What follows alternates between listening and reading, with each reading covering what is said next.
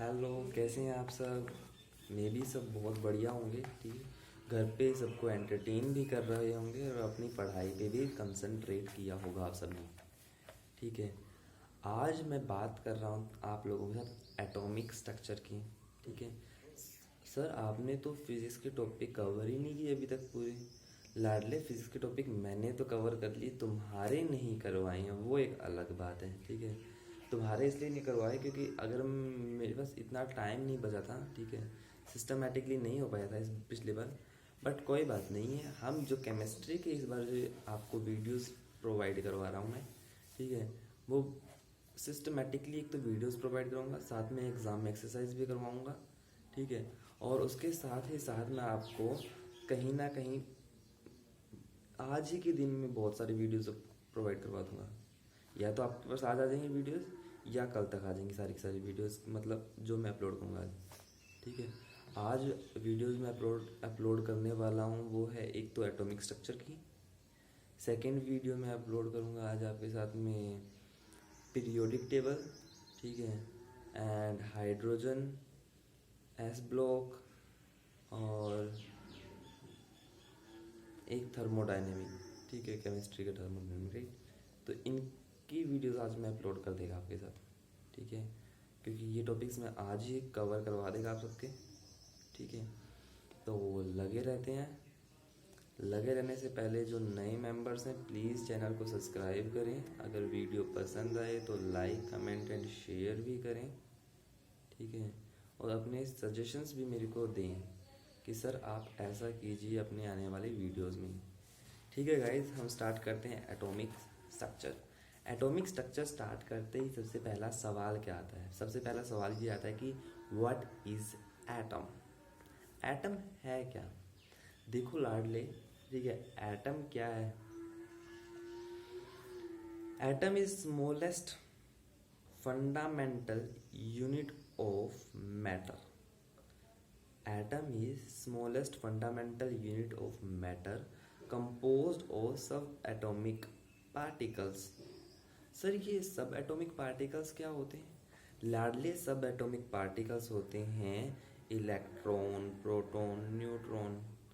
क्या सर ये सब में होते हैं? मतलब मैं इनको यूनिवर्सल फंडामेंटल बोलूँ? नहीं लाडले, सबको यूनिवर्सल फंडामेंटल नहीं बोलेंगे हम। यूनिवर्सल फंडामेंटल मैं बोलता हूँ इलेक्ट्रॉन को, प्रोटॉन को, क्योंकि हर चीज़ में तो इलेक्ट्रॉन प्रोटॉन तो मिलेंगे, पर ज़रूरी नहीं है कि हर चीज़ में न्यूट्रॉन भी हो। ठीक है, मतलब हम उसको नॉट यूनिवर्सल बोल देंगे। जैसे एग्जांपल दूसरा, आपने इलेक्ट्रॉन प्रोटॉन तो बोले यूनिवर्सल है, ठीक है, पर न्यूट्रल नहीं है चीज़ें बहुत सारी, उनके एग्जाम्पल देना। एग्जाम्पल में देख लाडले, तो हाइड्रोजन वन, हाइड्रोजन ले लो। ठीक है, हाइड्रोजन ले लो गुरुजी। हाँ, तो हाइड्रोजन लेना, ये तेरे पास इसके अंदर तेरे को इलेक्ट्रॉन प्रोटॉन इक्वल क्वांटिटी में नहीं मिलेंगे। ठीक है, तुम तो जानते ही हो हाइड्रोजन में होता क्या है। ठीक है, बढ़िया है। देखो गुरुजी, हमें ना थोड़ी सी इसकी डिस्कवरी बताओ, इसका एक्सपेरिमेंट कैसे किया, मास बताओ, चार्ज बताओ, इनका क्या क्या है। अरे लाडले, रुक तो सही, थोड़ा ठंड तो रख, बता रहा हूँ मैं। हाँ, देखो, मैं बात करता हूँ इलेक्ट्रॉन। इलेक्ट्रॉन मतलब नेगेटिवली चार्ज है। प्रोटॉन मतलब प्रोटॉन पी से पॉजिटिव टू पॉजिटिवली चार्ज। अरे तू न्यूट्रॉन है, तू प्लस भी है माइनस भी है, तो तेरे में दोनों चीजें इक्वल हैं, दोनों चीजें इक्वल हैं, राइट। डिस्कवरी किसने किया? ठीक है, डिस्कवर्ड किसने किया? तू इलेक्ट्रॉन है, हाँ मैं इलेक्ट्रॉन हूँ। तेरे को पता है किसने डिस्कवर किया? मेरे को पता है, मुझे किसने किया। मेरे को ना जे थॉमसन ने डिस्कवर किया। सही बोली रे तू, तेरे को पता है कि तेरे को जे थॉमसन ने डिस्कवर किया। तू प्रोटॉन है, तू कौन है? प्रोटॉन है। तेरे को किसने डिस्कवर किया? मेरे को ना गोल्डस्टेन ने डिस्कवर किया। गोल्डस्टेन ने? सही बोले रे तू, तेरे को गोल्डस्टेन ने डिस्कवर किया। तू न्यूट्रॉन है, तू प्रोटॉन और इलेक्ट्रॉन के बीच में बैठी हुई चीज, तू न्यूट्रॉन है। मैं न्यूट्रॉन हूँ, तेरे में प्रोटॉन भी है, तेरे में न्यूट्रॉन भी है। तेरे को डिस्कवर किसने किया? मेरे को नहीं डिस्कवर जी, चैडविक ने किया। चैडविक ने तेरे को डिस्कवर किया जी, सही जवाब बोले तो। इलेक्ट्रॉन को डिस्कवर किया जे जे थॉमसन ने, प्रोटॉन को डिस्कवर किया गोल्डस्टेन ने, न्यूट्रॉन को डिस्कवर किया चैडविक ने। अब इनको एक्सपेरिमेंट कैसे किया वो बताता हूँ। देखो, जे जे थॉमसन सर जी, आप बहुत अच्छे महान साइंटिस्ट हैं, ठीक है। आपने एक्सपेरिमेंट किया और आपने इलेक्ट्रॉन ढूंढा जी, मैंने इलेक्ट्रॉन ढूंढा। आपने एक्सपेरिमेंट क्या किया जी? मैंने एक्सपेरिमेंट ये किया, कैथोड रेज होती है ना, अच्छा कैथोड रेज होती हैं, उनको ना मैंने कैथोड रेज की पहले आपको प्रॉपर्टीज बताता हूँ। कैथोड रेज की बताओ, पहले प्रॉपर्टीज बताओ ताकि पता तो चले कि कैथोड रेज रियलिटी में है क्या। हमने तो सिर्फ नाम सुना है कि कैथोड रेज कुछ चीज़ है, ठीक है। ठीक है गुरुजी, तो अब सुनिएगा। आप बच्चों को पढ़ाते हैं इसलिए आप उनके गुरुजी हैं और हम आपसे बड़े गुरुजी हैं जी गुरुजी। तो गुरुजी सुनिएगा कि कैथोड रेज की प्रॉपर्टी ये है कि cathode rays does not depend on nature of gas. ये गैस के नेचर पे डिपेंड नहीं करती है। मतलब गैस कैसी भी हो उसके नेचर पे डिपेंड नहीं करेगी। नहीं गुरुजी, उसके नेचर पे डिपेंड नहीं करती।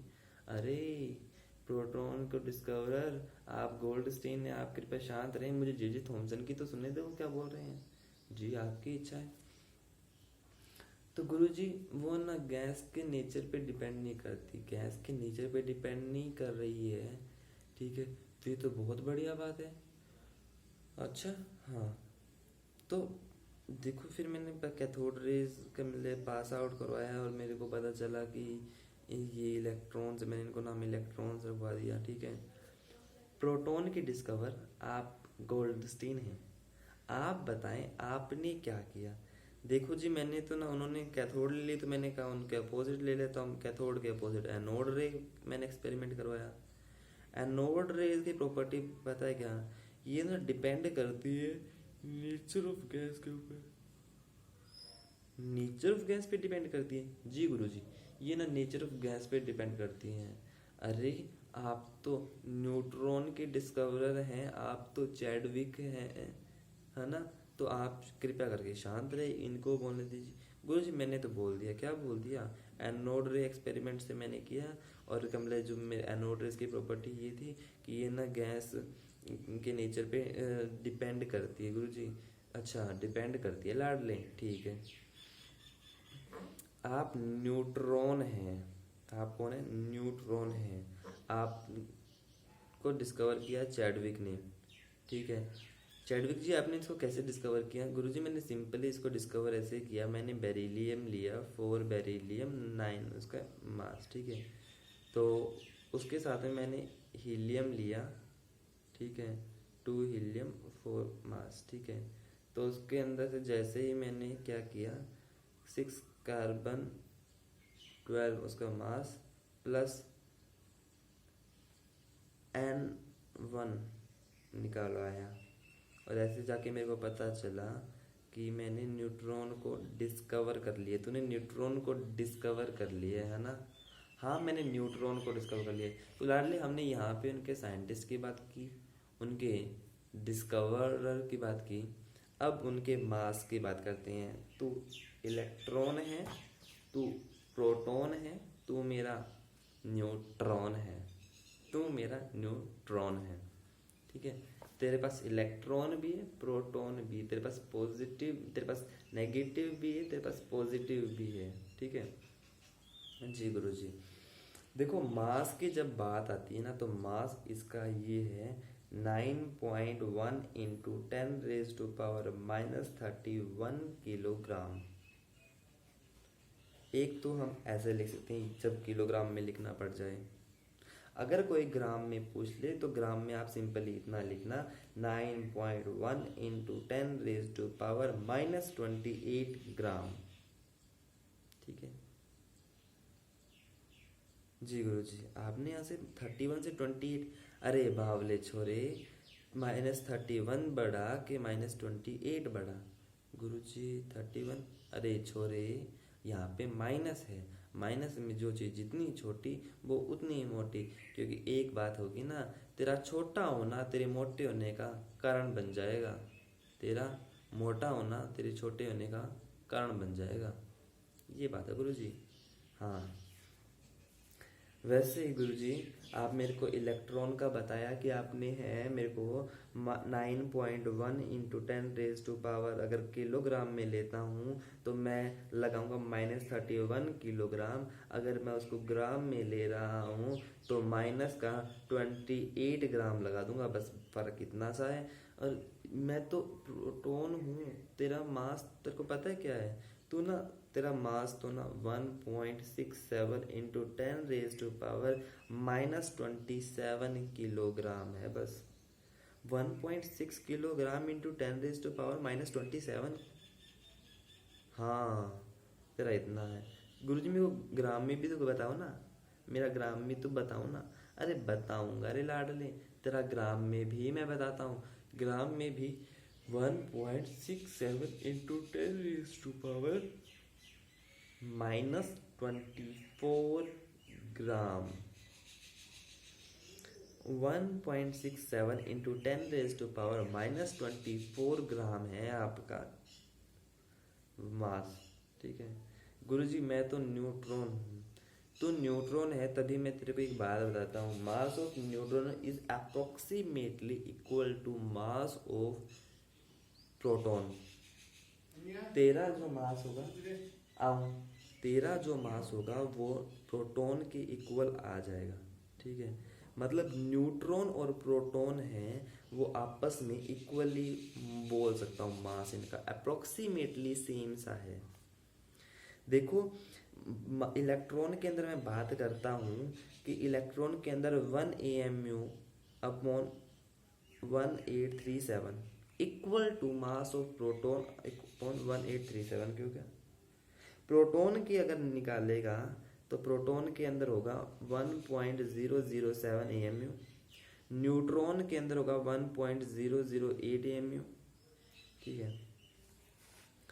वहीं अगर मैं तुम्हारे चार्जेस की बात कर लेता हूँ, वहीं अगर मैं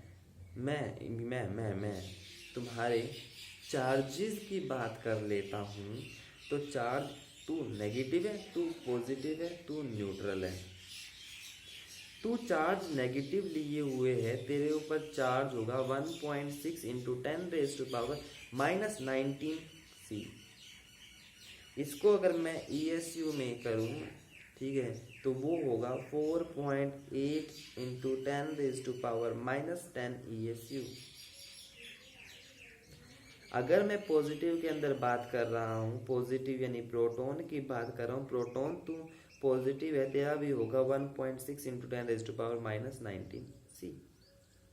और आप तो न्यूट्रल हैं भाई जी, आप पे तो जीरो चार्ज मत होगा।